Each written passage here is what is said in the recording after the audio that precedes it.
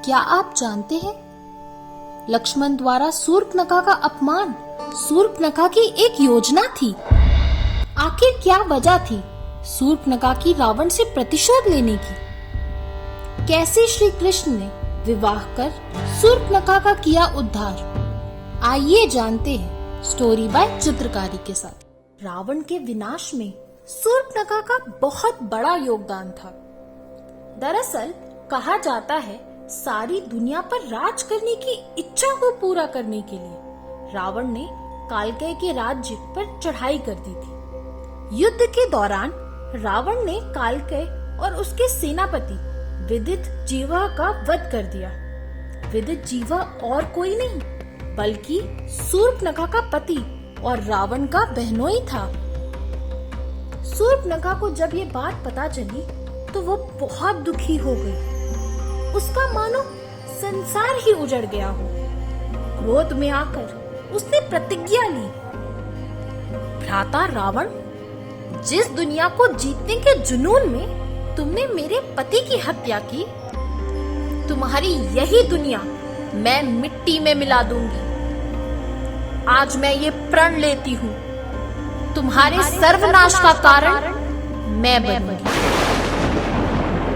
पति की मृत्यु के बाद दुखी मन से शूर्पणखा दंडकारण्य में रहने चली जाती है।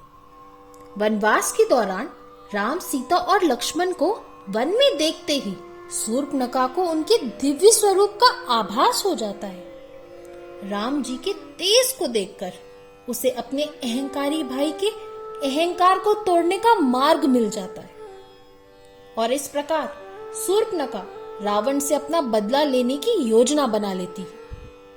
शूर्पणखा से संबंधित एक और आश्चर्यजनक कहानी है। पूर्व जन्म में शूर्पणखा नयनतारा नामक अप्सरा थी। इंद्र के कहने पर जब वो वज्र ऋषि की तपस्या भंग कर देती है तो क्रोध में आकर वज्र ऋषि उसको श्राप दे देते हैं।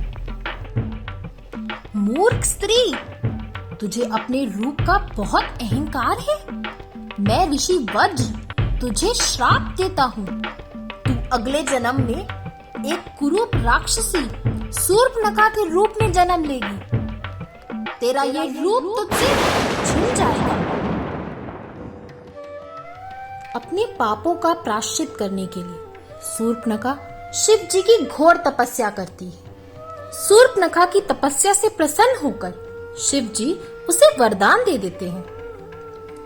शूर्पणखा, द्वापर युग में तुम कुंभजा नाम की राक्षसी के रूप में जन्म लोगी और स्वयं श्री कृष्ण तुमसे विवाह कर तुम्हारा उद्धार करेंगे।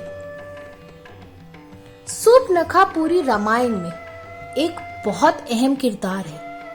शूर्पणखा की जीवन यात्रा विष्णु जी की लीला का एक महत्वपूर्ण हिस्सा है।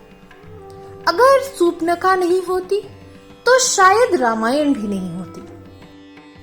शूर्पणखा ने कठोर तपस्या कर वापस अपने स्वरूप को तथा श्री हरि को पा लिया। शूर्पणखा के पूर्व जन्म तथा शूर्पणखा के रावण से बदले की कहानी आपको कैसी लगी, हमें कमेंट सेक्शन में जरूर बताइएगा।